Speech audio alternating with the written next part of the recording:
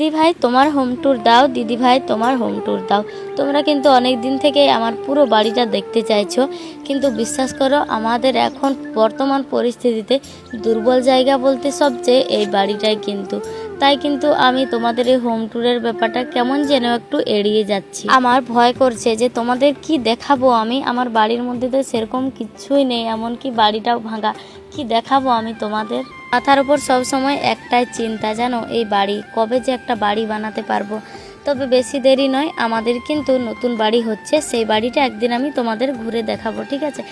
আজ আমার যেটা আছে, যতটুকু আছে, যে বাড়িতে আমরা থাকি, আজ সেটাই আমি তোমাদের সঙ্গে শেয়ার করব। দয়া করে বলছি কেউ খারাপ কিছু ভেবো না গো, খারাপ কিছু কমেন্ট করো না। খারাপ পরিস্থিতি এখন আমাদের, তাই তো এখনো পর্যন্ত মাথার উপর যে ছাদটা আগে দরকার সেটাই এখনো বানাতে পারিনি, জানো। তবে আমরা প্রাণপণে চেষ্টা করে যাচ্ছি, আর আমরা সবাই অনেক কষ্ট করছি আমাদের বাড়িটা যাতে তাড়াতাড়ি কমপ্লিট হয়ে যায়। তো চলো আজ আমি তোমাদের দেখাই আমাদের বাড়িটা। এটা হলো আমাদের বিছানা, যেটাতে আমরা সবাই ঘুমোই। এটাই হলো আমাদের রুম। সত্যি বলতে মানে নিজের রুমটা গুছিয়ে রাখার প্রতিটা মেয়ের অনেক ইচ্ছা, কিন্তু মানে এমন অবস্থা, রুম থেকে মানে ওপর থেকে জল পড়ে, জানো। বলতেও লজ্জা লাগছে বা খারাপ লাগছে আর কি, লজ্জা নেই, খারাপ লাগছে। তোমরা এখন পর্যন্ত মানে বেশিরভাগ ফ্যামিলি এরকম নেই যাদের কিনা ওপর থেকে জল পড়ে। বাড়িটা মানে টিন আছে আর অ্যাডবেস্টার আছে, চাইলেই কিন্তু ওগুলো খুলে অ্যাডবেস্টার ভালোভাবে লাগাতে পারে, কিন্তু এই বাড়িটা আমাদের ভেঙে ফেলা হবে নতুন বাড়িটা পূরণ হলেই। যার জন্যে কিন্তু এখন এই বাড়িটা আর সেভাবে মেরামত করা হচ্ছে না গো। কারণ এই বাড়িটার বয়স প্রায় 30 থেকে 40 বছর হয়ে গেল, তাই এই বাড়িটা রেখেও আর কোনো কাজ হবে না। সব আগের ওই যে মানে ছাদের যে কাঠটাঠ হয় অনেকগুলো প্রায় ভেঙে গেছে, তাই ভাবছে এই বাড়িটা ভেঙে ফেলা হবে। তার জন্য কিন্তু আমি সেভাবে গুছিয়ে রাখলেও মানে জল টল পড়ে সব কিছু নষ্ট হয়ে যায়, তাই কিন্তু আমার ইচ্ছাটাও মরে যায় গুছিয়ে রাখার। তুমি শান্তিকাকে সামনে ঘরের কাজ বাদ দিয়ে যতটুকু সময় পাই তাও আমি গুছিয়ে রাখার চেষ্টা করি, কারণ এখন যেটা আছে আমাকে সেভাবেই গুছিয়ে রাখতে হবে। আর এই যে ফটোটা দেখছো, এখানে কিন্তু সুমির বাবা আছে, ওই যে ছোট্টটা দেখলে ওটা সুমির বাবা। আর এই হলো আমাদের পুরনো মাটির ঘর।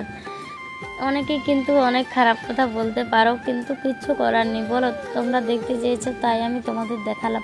আমার যেটা আছে, আমার যতটুকু আছে সেটাই আমি তোমাদের দেখালাম। তবে তোমাদের আমি এতদিন থেকে চিনে আসছি, তোমরা কিন্তু কেউ আমাকে খারাপ কমেন্ট করবে না, কারণ তোমরা আমাকে অনেক ভালোবাসো। তোমরা সব সময় আমার খারাপ ভালো পরিস্থিতিতে সব সময় তোমরা আমার পাশে আছো।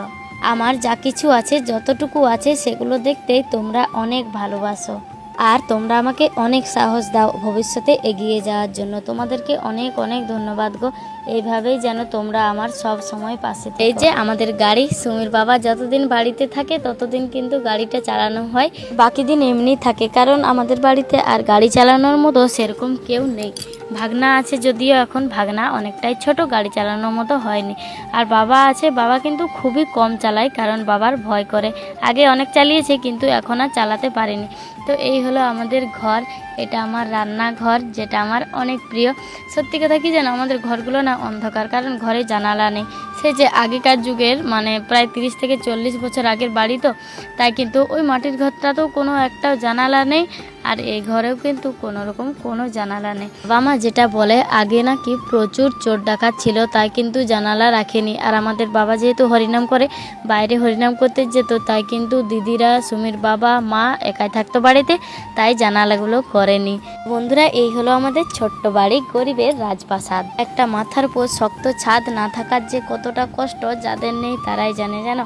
সব সময় টেনশন, যখন ঝড় বাতাস হয় মনে হয় যেন এই আমাদের ঘরটা পড়ে গেল, এই আমাদের টিনগুলো উড়িয়ে নিয়ে গেল। এমন একটা ঘর আমরাও বানাতে চাই, যে ঘরে শান্তিতে ঝড় বৃষ্টির রাতেও ঘুমোতে পারবো। জানি না ভগবানের আশীর্বাদে কবে আমাদের সেই আশাটা পূর্ণ হবে। তো চলো বন্ধুরা, আজকের ভিডিও এই পর্যন্ত। ভিডিওটা কেমন হয়েছে অবশ্যই জানিও, আর তোমাদের ভালো খারাপ যদি কিছু বলার থাকে কমেন্টের মাধ্যমে জানিও। টাটা।